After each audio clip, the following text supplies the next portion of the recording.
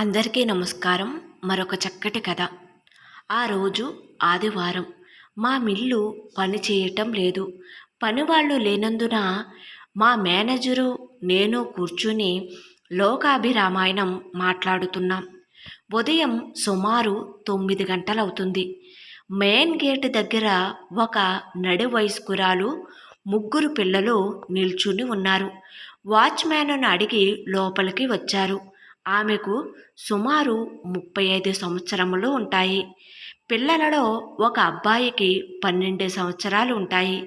మిగతా ఇద్దరు అమ్మాయిలు 9, 6 సంవత్సరాలు. ఆమె వెంట పిల్లలు నిద్రలేక చాలా అలసటగా ఉన్నారు. ఆమె వస్తూనే, బాబు, మాది నాగాయన లంక. మా అన్నయ్య శ్రీకాకుళంలో టీచరుగా ఉన్నారు. మా అమ్మగారు మా అన్నయ్య దగ్గరే ఉన్నది. ఆమెకు క్యాన్సర్. ఆమెను చూద్దామని వచ్చాం. తీరా మేము శ్రీకాకుళం వెళ్ళేసరికి మా అన్నగారు ఆమెను తీసుకుని ఉస్మానియా హాస్పిటల్కు వెళ్ళిపోయారు. మేము తిరుగు ప్రయాణమై వస్తూ ఉండగా ట్రైన్లో నా పర్సు ఎవరో కొట్టేశారు. అందులో 150 రూపాయలు టికెట్లు ఉన్నవి. తీరా విజయనగరం వచ్చేసరికి టీటీ వచ్చి మమ్మల్ని దింపేశారు. అక్కడ స్టేషన్ మాస్టర్ గారికి అన్ని వివరములు, టికెట్ నెంబర్లు వగైరా చెప్పగా ఆయన దయతలచి మమ్మల్ని పైకి పంపేశారు. మా మరిది గారు విజయవాడలో ఉన్నారు. ధాన్యం వ్యాపారం. ఆయనకు ఫోన్ చేసి పుణ్యం కట్టుకోండి, పోస్ట్ ఆఫీస్కి వెళ్తే ఫోనుకు డబ్బు అవుతుంది. ప్రస్తుతం నా వద్ద చిల్లిగవ్వలేదు అని ప్రాధేయపడ్డది. పిల్లలతో ఉన్నది. ఊరుగాని ఊరు.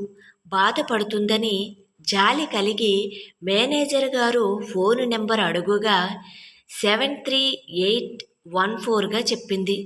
ఆ రోజు ఆదివారం. ఎస్టీడీలో సుమారు 1 గంట వరకు ప్రయత్నించినా ఫోను జవాబు లేదు.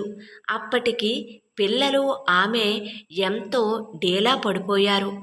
ఆఖరుకు ప్రాణం విసిగి ఫోన్ ప్రయత్నం మాని, అమ్మా, మీరు చాలా చిక్కు పరిస్థితుల్లో ఉన్నారు.